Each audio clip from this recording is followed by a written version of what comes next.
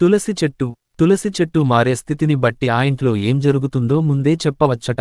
తులసి వల్ల మనకు ఎలాంటి ప్రయోజనాలు కలుగుతాయో అందరికీ తెలిసిందే. దీనివల్ల మనం పలు అనారోగ్యాలను నయం చేసుకోవచ్చు. ఆధ్యాత్మికంగానూ తులసి చెట్టు ఇంట్లో ఉంటే మంచిదని, దానివల్ల అంతా మంచే జరుగుతుందని చెబుతారు.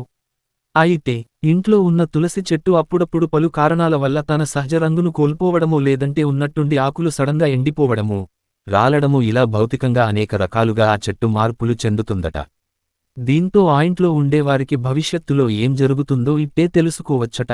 ఈ క్రమంలో తులసి చెట్టు ఎలా మారితే దాని ఫలితం ఎలా ఉంటుందో ఇప్పుడు తెలుసుకుందాం. తులసి చెట్టు ఆకులు సడన్గా వేరే ఏదైనా రంగుకు మారితే దానర్థం ఏమిటంటే, ఆ ఇంట్లో ఉన్నవారిపై ఎవరో తాంత్రిక, క్షుద్ర శక్తులు ప్రయోగించబోతున్నారని అర్థం. అలా ప్రయోగించి వారిని నాశనం చేయాలని చూస్తే అప్పుడు తులసి ఆకులు రంగు మారుతాయట. Closing bracket. నిత్యం నీళ్లు పోస్తూ చక్కగా పెంచుతున్న తులసి చెట్టు ఆకులు సడన్గా ఎండిపోతే దానర్థం ఏమిటంటే, ఆ ఇంటి యజమానికి మరి కొద్ది రోజుల్లో ఆరోగ్యం పరంగా కీడు జరగబోతుందని అర్థం. ఏదైనా పెద్ద అనారోగ్యం బారిన అతను పడే అవకాశం ఉంటుందట.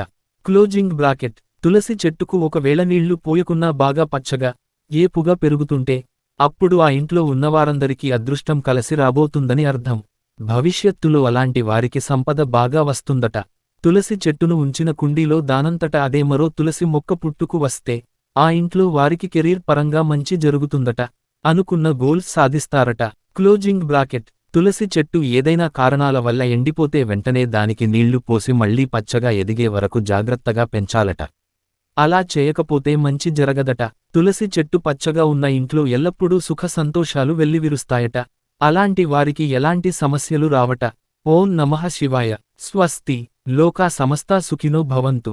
ఏ విద్య ఉచితంగా తెలుసుకోకూడదు. మీకు ఈ వీడియో నచ్చితే గురు దక్షిణగా లైక్ చేసి షేర్ చేయండి. 10 మందికి మన సనాతన ధర్మం అంటే తెలుస్తుంది.